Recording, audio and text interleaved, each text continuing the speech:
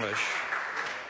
Speaker, it's good to have the opportunity to talk about the budget policy statement, which confirmed the government's agenda as laid out by the Prime Minister early in the year around the government's four main priorities. That is to responsibly manage government finances, to push for a more competitive and rebalanced economy, better public services, even if there is a bit less money for it, and of course to rebuild Christchurch.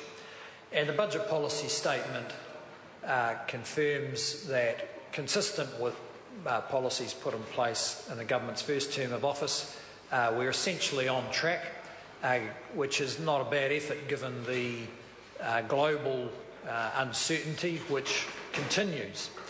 And so we're looking forward to moderate growth over the next few years, and by international standards it's pretty good growth. So over the next 12 months the New Zealand economy will grow faster than Europe, certainly faster than the UK, which has just gone back into recession, likely as fast as the United States, and with similar growth rate to Australia.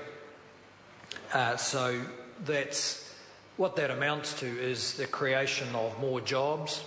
It amounts to meeting the expectation New Zealanders have for higher incomes, and the quarterly employment survey figures that came out yesterday indicate that wages are growing, or incomes are growing faster than inflation, in fact almost twice as fast. And that means that where in many countries around the developed world people face desperate job insecurity and large-scale unemployment, New Zealanders on average have the benefit of real growth in incomes.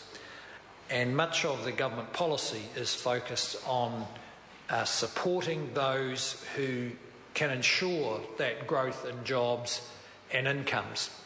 And as has been explained here in the House, that won't be the government. The government is not going to be growing. The government had a strong period of growth through the first decade of the century.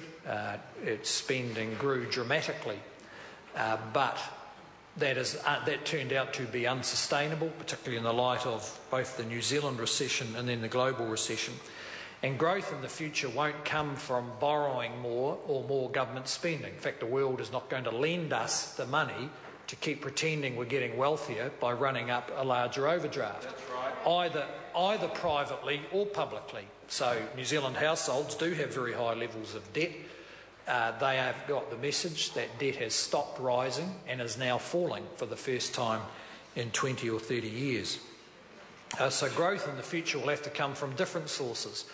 And there's not too many choices for that. It'll have to be from selling more goods and services at higher value to more people outside of New Zealand who want to buy them.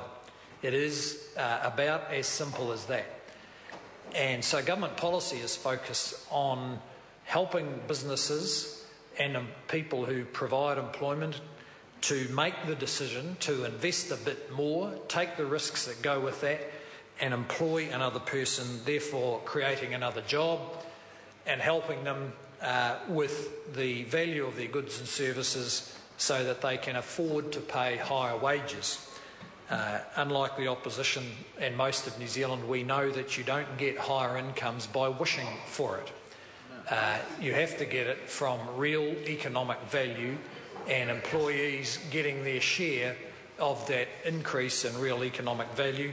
And the good news is that despite the headwinds and the global situation, New Zealanders are currently enjoying the benefits of moderate real growth in their incomes. We don't claim that it's stronger than that, but moderate real growth in their incomes. And I think their expectations about what can be achieved are not unreasonable. They are keen, they're in a very pragmatic mood, keen to see the government promote more jobs and growth in incomes. And that's what we will that's what we'll continue to do. Well, picking up on that member's comment, the Labor Party's probably got a bit of work to do among its 4 economic spokesmen, who are regularly outpointed by the one economic spokesman in the Greens, who takes up more space, giving more considered contributions to public debate. Because one of their economic spokesmen says that I'm told this, I have to check this out because I thought it was unlikely, but apparently it's true, that one of their economic spokesmen said economic policy in New Zealand for the last 30 years has been wrong.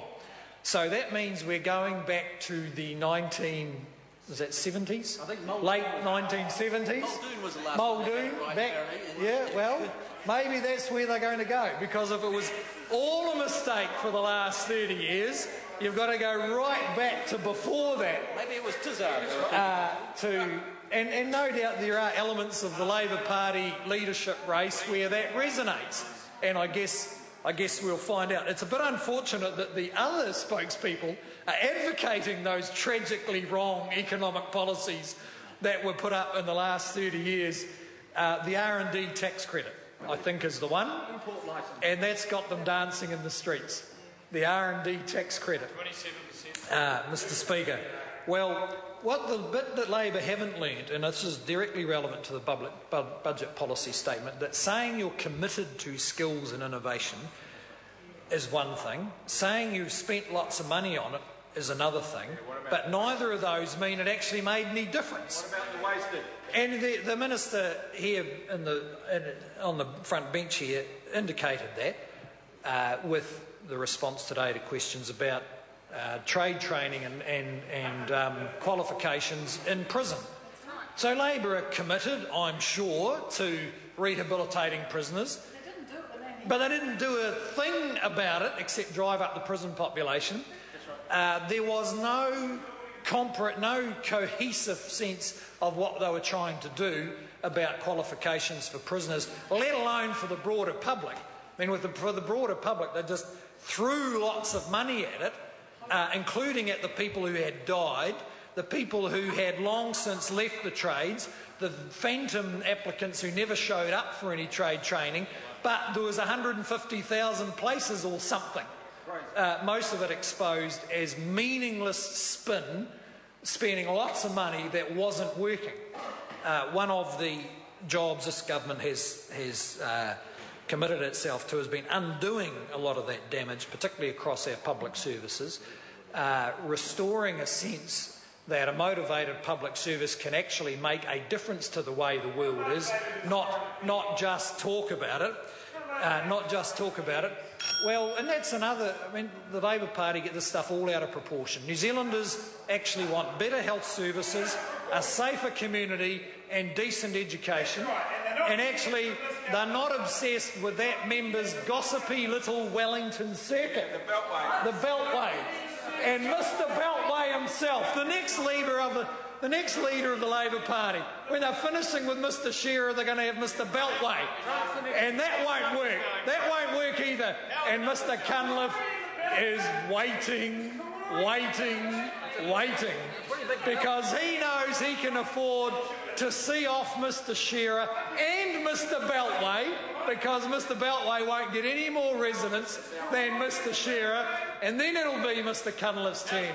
And I agree with Mr. Cunliffe. I think the patient strategy is the right one. The right one to take. Well, and I'm an expert on these things. And Mr. Cunliffe should take his time. So, Mr. Speaker, the government is not going to be distracted by what's going on the Labor Party. We are sticking to our 4 priorities for the economy. We are pleased to be supporting so many New Zealand families and businesses who have changed the way they see the world, have increased their savings, changed their skills, become more innovative, made their struggling businesses viable, turned their families' finances around. We are right behind those people, because that is who is changing this economy for the better. The Honourable Clayton Cosgrove.